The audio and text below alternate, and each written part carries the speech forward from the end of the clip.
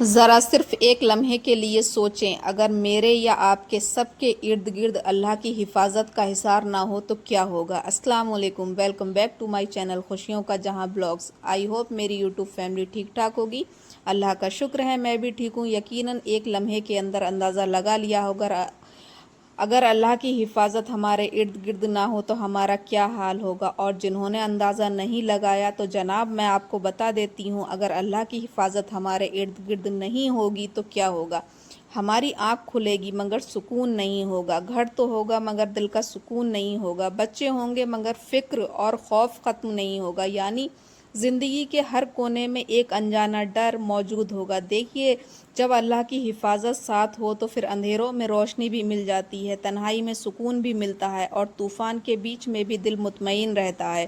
اللہ پاک نے قرآن میں خود اعلان کیا ہے، سورہ بقرہ کی آیت نمبر 257 میں ارشاد فرمایا ہے، یعنی اللہ ایمان والوں کو دوست اور محافظ ہے جو انہیں اندھیروں سے نکال کر روشنی میں لے آتا ہے۔ ہم سب یہی چاہتے ہیں، ہمارا گھر، ہمارے بچے، ہمارا دل، ہماری زندگی ہر وقت اللہ کی امان اور حفاظت میں رہے، لیکن یہ حفاظت قسمت کا کھیل نہیں ہے۔ اصل میں یہ کچھ اللہ کے احکامات ہیں جو وہ اپنے بندوں کو دیتا ہے، اور ہمیں اللہ کے ان احکامات کو اپنی عادتوں میں اس طرح شامل کرنا ہے جس طرح سانس لینا، کھانا کھانا اور پانی پینا، کیونکہ ان تین بنیادی چیزوں کے بغیر ہم زندہ نہیں رہ سکتے۔ آج آپ کو کچھ عادتیں بتانے والی ہوں جنہیں آپ اپنا لیں گے، آپ کا ہر دن، ہر رات، ہر لمحہ اللہ کی حفاظت میں گزرے گا۔ تو سب سے پہلے میں بات کرتی ہوں عادت نمبر 1 کی۔ ہم سب مسلمان ہیں، الحمدللہ۔ ہم سب کو اللہ پر،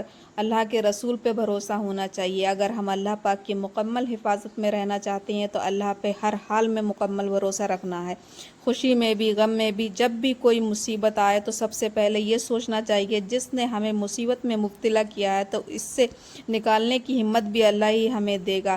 سب سے بڑی چیز ہے اللہ پہ یقین۔ یہاں پہ میں آپ کو کچھ اگزامپل دیتی ہوں۔ دیکھیے، جب ہم بیمار ہوتے ہیں، ڈاکٹر کے پاس جاتے ہیں، علاج کراتے ہیں، تو ڈاکٹر کا بھی یہی کہنا ہوتا ہے، اللہ سے دعا کریں، کیونکہ اللہ کی مرضی کے بغیر ہمیں شفا بھی نہیں ملے گی۔ اسی طرح بچے جب ایگزام دیتے ہیں تو بھروسہ صرف محنت پر نہیں ہوتا بلکہ اللہ سے دعا بھی کرتے ہیں۔ ہم کیا کرتے ہیں، بچوں کو محنت کرنے کا بھی بولتے ہیں اور ساتھ میں بولتے ہیں کہ اللہ سے دعا کرو۔ ہم خود بھی اللہ سے دعا کرتے ہیں ہمارا بچہ بہت اچھے نمبروں سے کامیاب ہو جائے۔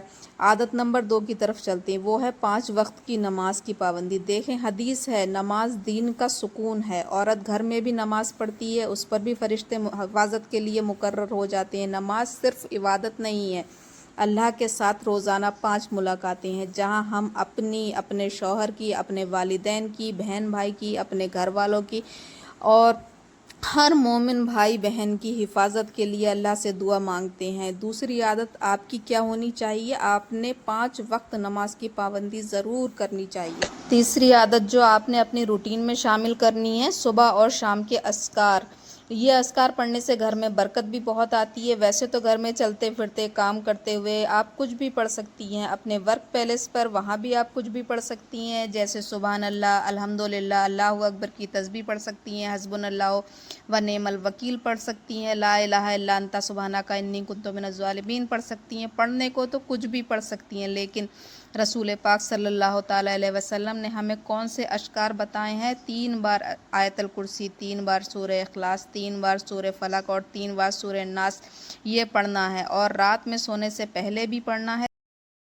ان سورہ کو پڑھنے سے ہمارے بچے، ہمارا گھر، ہم سب اللہ کی حفاظت کے حصار میں آ جاتے ہیں، اس لیے اپنے روٹین میں اس عادت کو شامل کریں۔ اب میں آتی ہوں عادت 4 کی طرف، اور وہ ہے قرآن سے تعلق قائم کریں۔ سورہ بقرہ کی تلاوت سے شیطان گھر سے بھاگ جاتا ہے۔ ہم روزانہ 1 صفحہ تلاوت کریں تو پورے گھر پہ اللہ کی رحمت برسنے لگتی ہے۔ سورہ بقرہ رحمت ہی رحمت ہے۔ کچھ خواتین پڑھ ہی نہیں پاتی کیونکہ بڑی بہت ہے، تو جناب ایک ہی وقت میں نہ پڑھیں، ڈیلی آپ نے جتنی آرام سے پڑھ سکتی ہیں اتنی پڑھ لیا کریں۔ گھر میں ڈیلی سورہ بقرہ کا پڑھا جانا رحمت، برکت، حفاظت ہی حفاظت ہے۔ اب عادتیں ہیں، عادت نمبر 5 کی طرف۔ آپ کو اپنے بچوں کو یہ سکھانا ہے، انہوں نے لازمی آیت الکرسی پڑھنی ہے۔ ہر ماں کو چاہیے وہ اپنے بچوں کو زبانی آیت الکرسی یاد کرائیں۔ میں کیا کرتی ہوں، اپنے بچوں کو پاس میں لٹا لیتی ہوں اور میں تیز آواز سے ڈیلی آیت الکرسی پڑھتی ہوں۔ اس سے کیا ہوتا ہے، بچوں کے مائنڈ میں بہت جلدی بیٹھتا ہے، جو چیز روز روز بچے سنتے ہیں تو وہ بہت جلدی یاد کر لیتے ہیں، یہ بھی اپنی عادت میں شامل کرنا ہے۔ اب آتے ہیں عادت نمبر 6 کی طرف، صدقہ اور خیرات کرنا۔ یہ تو حدیث میں ہے، صدقہ بلاؤں کو دور کرتا ہے۔ جتنا بھی آپ صدقہ کر سکیں، ضروری نہیں ہے ہزاروں لاکھوں روپے آپ کو صدقے میں دینے ہیں، یہ بہت سارے کپڑے دینے ہیں تو آپ صدقے میں دیں گی جتنا بھی، مطلب یہاں تک کہ آپ اگر ایک انڈا یا تھوڑی سی دال بھی صدقے کے طور پہ کسی کو دیں تو اللہ آپ کی نیت دیکھتا ہے۔